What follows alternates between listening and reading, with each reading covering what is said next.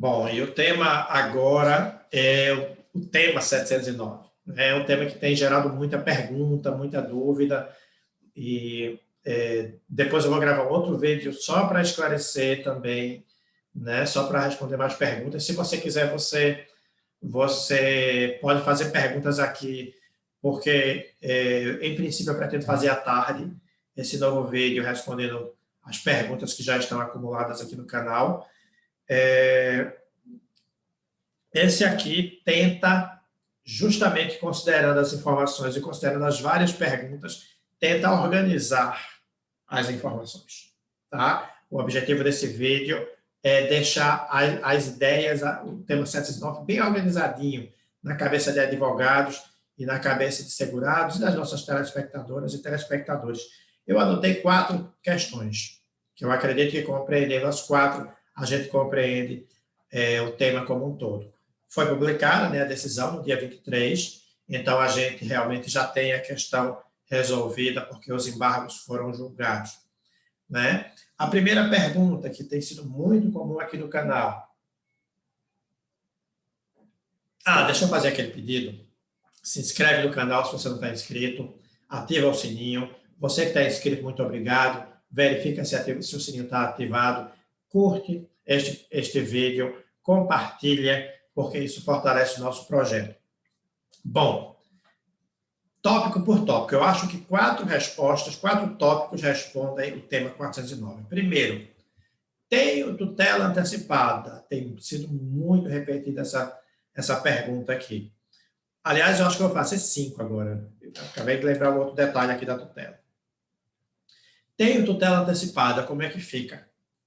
Bom, a tua tutela vai cair. Tá? Se você tem tutela antecipada, provavelmente nesta semana já teve uma avalanche de decisões cassando tutela e também a próxima semana deve ter muito, até porque o judiciário ele tem algum mecanismo de controle, que evidentemente que eu não conheço, mas como advogado eu já percebi, e aí eles conseguem controlar esses processos de forma que quando a decisão sai, eles saem com a movimentação em grande quantidade. Tá? Sendo que você... e aí vem a pergunta número 2, a questão número 2, né, das 5. Você não vai restituir os valores que você recebeu. Isso está nos embargos declaratórios.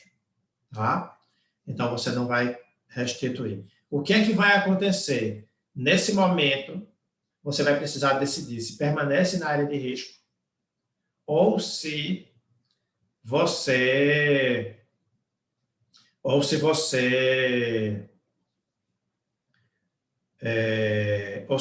cessa o pagamento, né? Mas daqui para frente você vai precisar tomar essa decisão. O que fazer? Procure seu advogado. Ele é a pessoa mais indicada para te dar as orientações que você precisar. Lembrando que eu gravei e postei hoje, vou colocar aqui na descrição, um caso específico de estatais e de serviços públicos. Nessas estatais, os empregados e hospitais também foram obrigados a permanecer na atividade de risco. Tá? Então, nesses casos, eu fiz um vídeo específico. Vou colocar o link abaixo. Se você quiser, assista a minha explicação. Terceira questão. Não tenho tutela.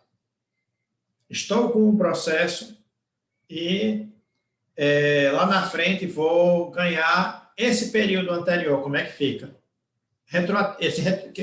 Que nós costumamos chamar de retroativo, né? Você tem direito. Tá? E se você não tiver direito, fale com seu advogado. Se houver alguma decisão contrária, fale com seu advogado, porque sim, é plenamente defensável. Né? É defensável. E se o seu processo continua sem você ter tutela antecipada, lá no final, quando você receber o seu benefício, quando você tiver o benefício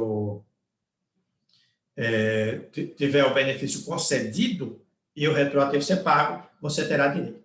Ok? Me permita, neste momento, fazer um pouquinho de explicação do processo. Tá?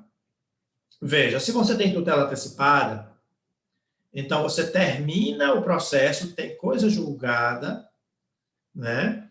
E aí você já está com o benefício implantado, não precisa mais pedir para o benefício implantar. Vai ser direcionado tão somente para que você receba o retroativo, ou seja, aquilo que você tem direito entre a data que você requereu o INSS e a data que recebeu a sua tutela. Porque da tutela para cá você já recebeu tudo, né? Então, essa diferencinha aqui, você recebe lá no final. Pode ser RPV, pode ser precatório, né? Você terá direito? Terá. E outras pessoas estão numa situação diferente. Estão na seguinte situação. Imagina, teve a coisa julgada aqui, mas não teve tutela antecipada. Coisa julgada favorável. Aí, pediu a implantação do benefício, o benefício foi implantado. Neste momento, pede o pagamento do retroativo. Aí calcula, tem a discussão com o INSS para ver o valor certo, e aí inscreve ou para o pagamento do RPV ou para o pagamento do precatório, a depender do valor. Né? Esse é o ritual. Você que não tem tutela antecipada, por exemplo, é no momento da concessão do benefício que você vai analisar se você vai sacar o benefício ou se você vai suspender. E aí algumas dicas. Primeiro, seu retroativo está protegido. O processo vai andar tranquilo por esse retroativo. Tá? E como eu disse, se qualquer questionamento, fale com o seu advogado que ele vai te defender. Segundo, nesse momento em que você recebe a carta de concessão, já com o processo transitado e julgado, você deve levar para a sua empresa para comunicar. Certo? É fundamental que você faça isso de maneira a demonstrar boa-fé. Esta é a orientação que eu dou, lembrando que se você tem um processo, siga a opinião do seu advogado. Ok?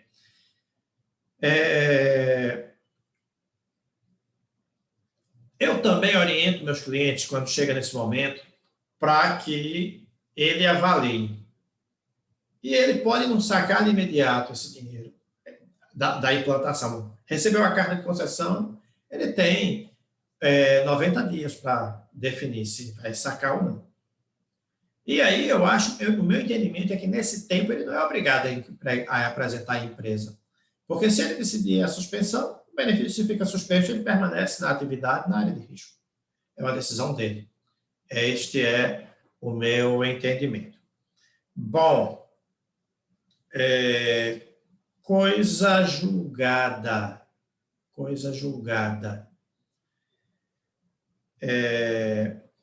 O que é a decisão do Supremo entendeu que será respeitada a coisa julgada. O que é isso? Né? Será respeitada a coisa julgada para aquelas pessoas que tiveram uma decisão que explicitamente disse que a pessoa ia permanecer na área de risco. No começo, eu até disse, mas isso é óbvio, eu pensei, né? Mas a postura do STF foi sensata. Sabe por quê? Porque no caso da desaposentação, houve ações tentando rescindir, a gente chama de ações decisórias. É quando você já tem a coisa julgada e quem perdeu entra com um processo para rescindir, para mudar, apesar de ser coisa julgada. Então, com essa decisão do STF, ele disse assim, quem tem coisa julgada vai poder permanecer na área de risco e não vai ter ação rescisória. Não tem como mais reverter.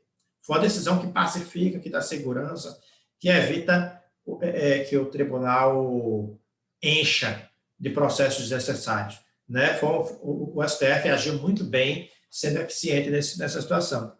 E, por fim, o que é essa tal dessa coisa julgada? Parece que essa é a última dúvida do universo de dúvidas que eu tenho verificado. Veja,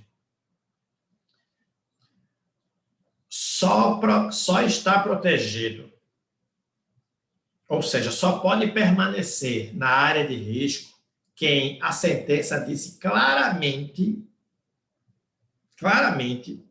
que o empregado pode permanecer na área de risco. E isso transitou em julgado. Ou seja, Se a sentença disse que ele tem que se afastar ou se a sentença não disse nada, é a mesma coisa. É a mesma coisa. Certo? E aí, eu vou te dizer o seguinte, eu fiz uma enquete com vários advogados, colegas, e não identifiquei, exceto na região sul, casos em que há coisa julgada a favor do trabalhador. Então, muito provavelmente, você que não é de Rio Grande do Sul, Santa Catarina e Paraná, provavelmente você não tem essa situação. Pode ter um caso ou outro ali que houve um recurso, que o INSS perdeu um prazo e não recorreu, e a pessoa tem, tá? Porque um juiz decidiu que a pessoa tem direito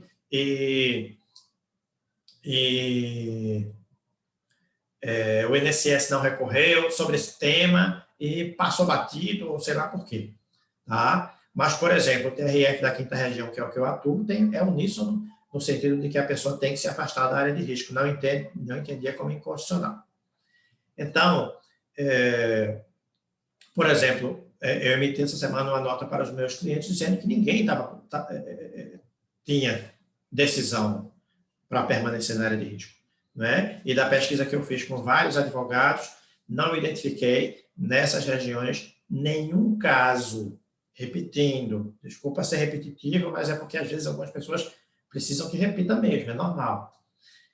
Se a sentença diz que é para permanecer, essa será, a pessoa pode permanecer. Se a sentença não diz nada, ou se a sentença diz para sair, será a mesma coisa. Tem uma situação muito específica que era o seguinte, eu preferia, na época, que as sentenças não dissessem nada. Sabe por quê? Porque havia uma grande empresa para o qual eu advogo, da categoria, que estava mantendo seus empregados na área de risco. E aí, qual era a estratégia que eu tinha que usar?